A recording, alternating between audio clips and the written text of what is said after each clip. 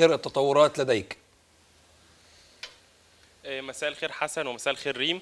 يعني تحديدا من امام مدرسه القناه الاعداديه بنين الحي الشرقي بمحافظه بورسعيد.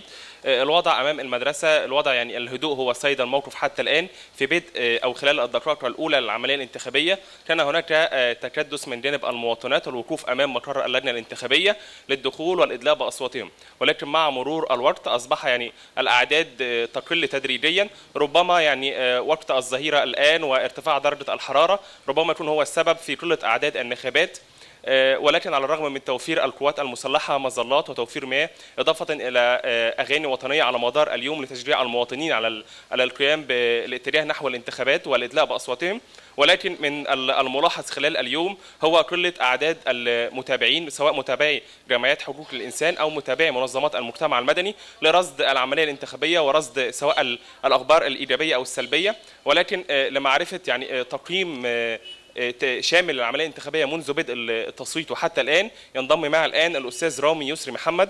استاذ رامي متابع لمنظمات المجتمع المدني ومنسق دوائر بورسعيد. استاذ رامي بدايه برحب بحضرتك معايا. من الملاحظ ان منذ بدء العمليه الانتخابيه وحتى الان هناك يعني شبه عدم توارد لمتابعي سواء منظمات المجتمع المدني او حقوق الانسان، فايه السبب في قله المتابعين؟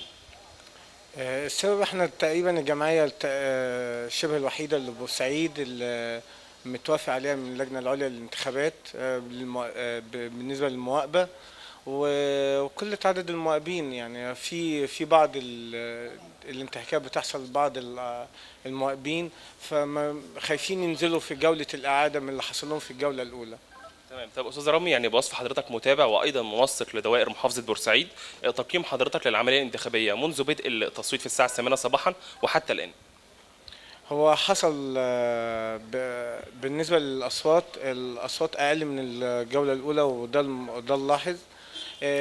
نسبه عدد تصويت الشباب اقل بكتير، تقريبا الخمس من الناس الكبيره.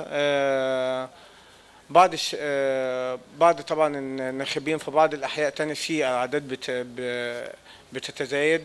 بعض المدارس ما فيهاش النسبه خالص.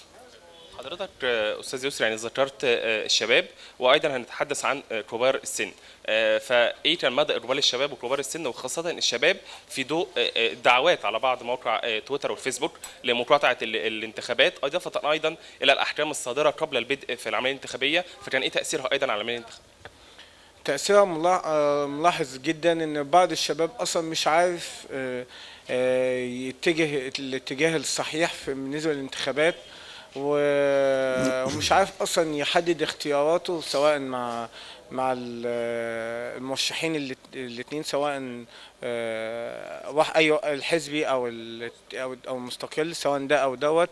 فمأثر عليهم تدريجيا. زائد ظروف الشغل.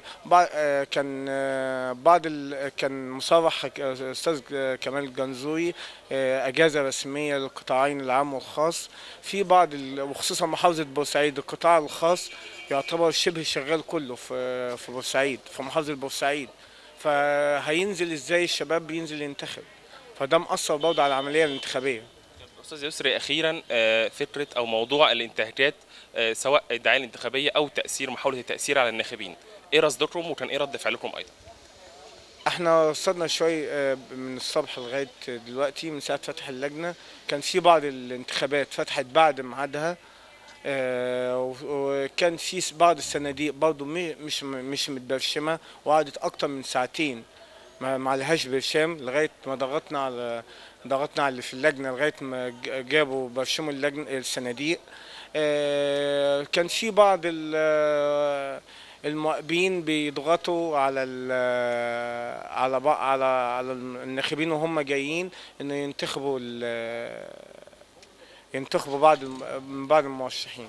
استاذ رامي يسري، بشكرك شكرا جزيلا، وعوده للاستوديو مره اخرى. واحنا بنشكرك ايضا. مينا بشرى، موفد اون تي في الى محافظه بورسعيد، واوشكنا على انتهاء الفقره. دكتور